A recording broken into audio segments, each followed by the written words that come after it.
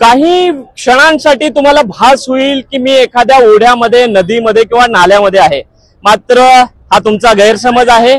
मी सध्या उभा आहे सोलापूर धुळे राष्ट्रीय महामार्गावरती आणि काल रात्रभर सोलापूर शहर आणि जिल्हाभरामध्ये जो मुसळधार पाऊस झाला त्यामुळे आपण बघू शकताय की अक्षरशः लाटाच्या लाटा ज्या आहेत त्या या ठिकाणी सोलापूर धुळे राष्ट्रीय महामार्गावरती पाहायला मिळतात।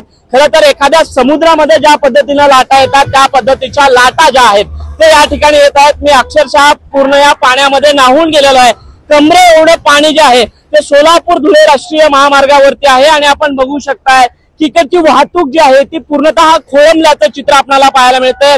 सोलापूरहून तुळजापूरला जाणारे नागरिक असतील त्यामुळे पूर्णतः या ठिकाणी वाहतूक जी आहे ती अतिशय संत गतीने चालू असल्याचं चित्र आपल्याला पाहायला मिळतंय। खरं तर सोलापूरला दक्षिण भारताचं प्रवेशद्वार म्हणतात आणि त्यामुळे सोलापूरहून तुळजापूरकडे जाण्याचा लोकांचा जो प्रवाह असतो तो मोठ्या प्रमाणामध्ये असतो आणि त्यामुळे आपण एकूणच बघू शकताय की तुळजापूरकडे जाणारी आणि तुळजापूरहून येणारी वाहनं जी आहेत ती अतिशय संत गतीनं या ठिकाणी त्यांची वाटचाल जी आहे ती चालू असल्याचं चित्र आपल्याला पाहायला मिळतंय।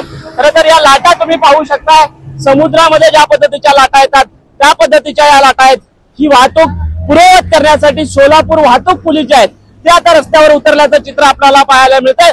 मात्र यामध्ये नाहक त्रास जो आहे तो या रस्त्यावरून प्रवास करणाऱ्या प्रवाशांना होत असल्याचं चित्र आपल्याला पाहायला मिळतंय। मी अक्षरशः या ठिकाणी थांबू सुद्धा शकत नाही, अशा पद्धतीच्या लाटा ज्या आहेत त्या या ठिकाणी आलेल्या आहेत आणि सोलापूरमध्ये पावसाने सर्वांचीच त्रिधाम तिरपट उडवल्याचं चित्र एकूणच आपल्याला सोलापूरमध्ये पाहायला मिळतंय।